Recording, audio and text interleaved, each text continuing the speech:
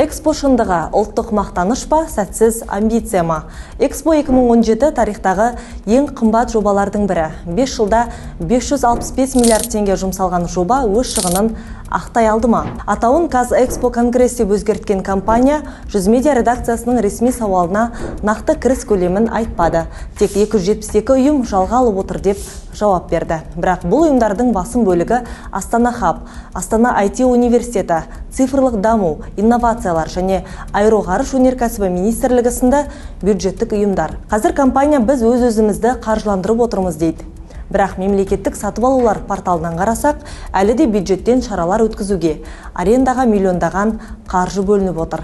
Мысалы, 2020 жылы ғана кешенді ұстауға 6,7 миллиард теңге бюджеттен жұмсалған. Айталық, кешендегі Нұр-Әлем музейінің өзі көз тартарлықтай нысан. Бірақ 1500 теңгелік билеттен түсетін табыспен 25 гектар аумақты ұстау мүмкін бе?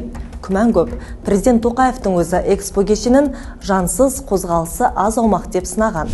Айта кетелік, 2016 жылы ұлттық компания басшысы Талғат Ермегияев 10 миллиард теңге ұрлады деген айыппен 14 жылға сотталды. Тағы 22 адам тергеліп, 14-і кінәсін мойындаған. Ал жақында жазасын өтеп шыққан экс-басшы Мұрат Омаров бұрын істен сытылып кеткен, бірақ миллиардтаған пара алған тұлғалар туралы атаған.